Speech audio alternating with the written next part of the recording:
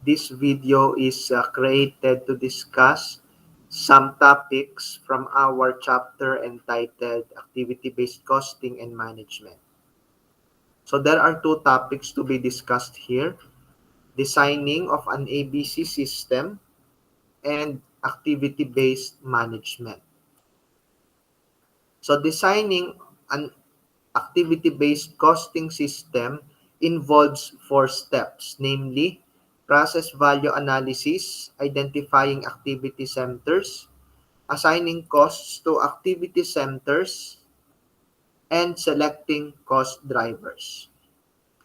Step 1, which is process value analysis, involves analyzing the sequence of activities and then classifying them into value-added and non-value-added activities. So ano ba yung value-added activities? Ito po yung mga activities na nakakatulong para ma-enhance yung value ng isang product. Okay? So ibig sabihin ito yung mga steps in the process na talagang kailangan gawin para ma-achieve ng product, no, ma-transform yung uh, product into something which is valuable to the customer. Samantalang yung non-value added activities, ito naman yung mga activity doon sa production process na hindi naman talaga nakakadagdag ng value doon sa product. Ibig sabihin, hindi siya nakakatulong talaga para ma-transform yung product into something na na valuable para sa customer. So, yun po yung non-value added activities. I think meron po tayong video about the difference between value added and non-value added activities. So, pakitingnan na lang po dun sa inyong CVSU e-learning system. Pwede rin ako magbigay ng example, halimbawa sa bakery, ano yung mga value-added activities? Yung pagmamasa, pagtitimpla, pagbe-bake, yan po ay mga value-added activities kasi sila yung mga kailangang step para ma-achieve natin yung quality ng product na acceptable sa customer. Ano naman yung mga non-value-added activities dyan sa bakery? Yung, halimbawa, yung paglalakad, halimbawa, yung paglalakad ng tagamasa from the molding department to the baking department. Diba? Yung paglalakad kasi mismo nung trabahador, hindi naman siya nakakadagdag ng value, hindi naman siya nakaka-improve ng product, hindi naman sumasarap yung tinapay dahil sa paglakad. Diba? So, that's a non-value added activity. No? Isa pa, halimbawa, waiting time. No? So, yan po ay non-value added activity. Halimbawa, yung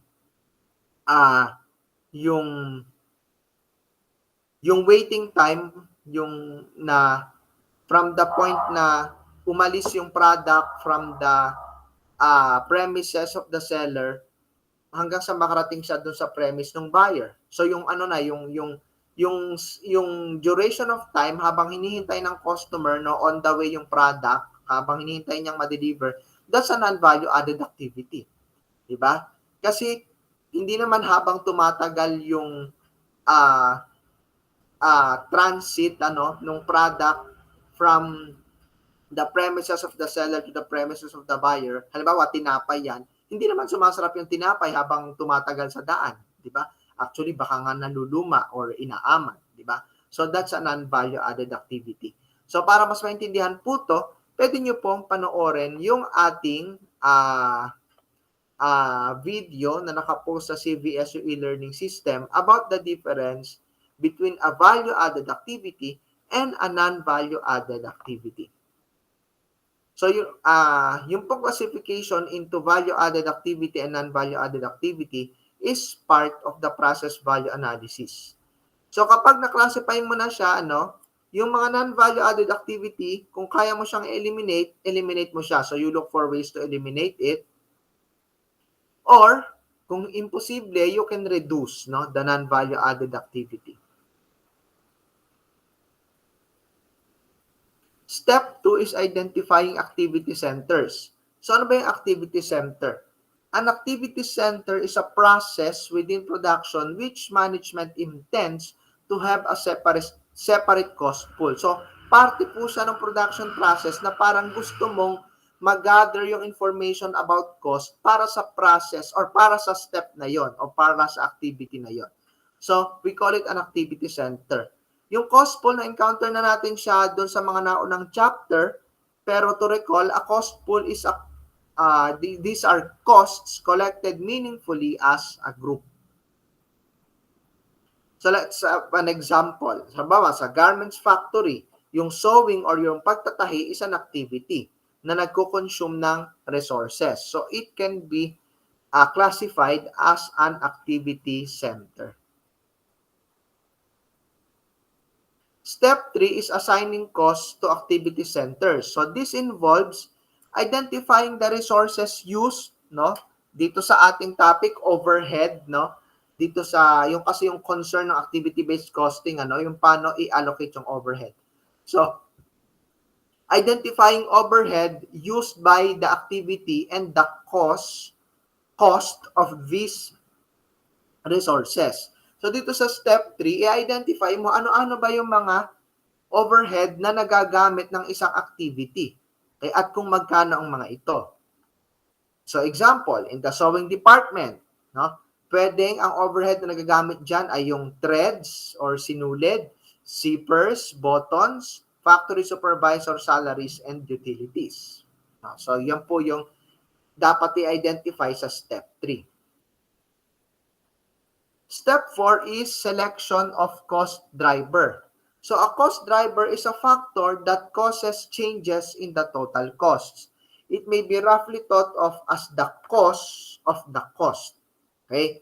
So, sa step 4, mag-identify ka ng cost driver na pwede mong gamitin para i-allocate yung mga cost na na-identify mo sa step 3. So, base dito sa cost driver na to, no, an overhead application rate will be developed, no, using itong ang cost driver na napili mo as the base. So example, dun sa sewing department natin, ano-ano ba yung mga pwedeng cost driver na gamitin para mag-develop ng overhead rate? Pwedeng amount of materials sewn, di ba? So, maaaring meron kang mga overhead na pag mas marami yung materials na tinatahi, mas lumalaki yung overhead na to. Diba? So, pwedeng yung amount of materials sewn, ang gamitin mong cost driver for those overhead costs. Pwede rin yung direct labor hours. Diba? Baka meron kang ma-identify na overhead dyan sa iyong sewing department na tumataas siya pag mas dumadami yung direct labor hours sa department na yan. So, yun po, yung example natin ng application ng step 4. So, we will now talk about activity-based management. So, ang activity-based management po uses the information provided by the ABC system to improve efficiency and effectiveness. So, ginagamit mo yung information na galing doon sa iyong activity-based costing system para ma-improve yung iyong operation. So, ano yung pagkakaiba ng activity-based costing sa activity-based management?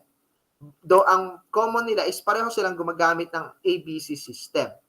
So, ang ABC, activity-based costing, is concerned with cost measurement and cost assignment, especially overhead. Diba? Yun yung pinag-usapan natin kanina. No, kung paano mo i-measure at i-allocate yung overhead. Samantalang ang ABM or activity-based management, ang concern niya is how to manage these costs, no, effectively and efficiently.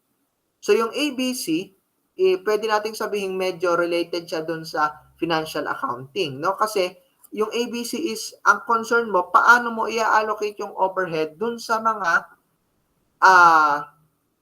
produced units mo, no?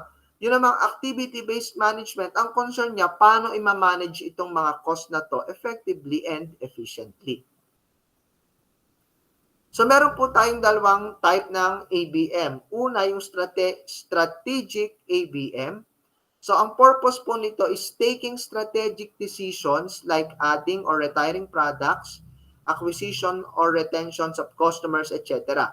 So, yung mga decision na to, no, para makagawa ka ng decision, you use yung mga information na pinoprovide ng iyong ABC system.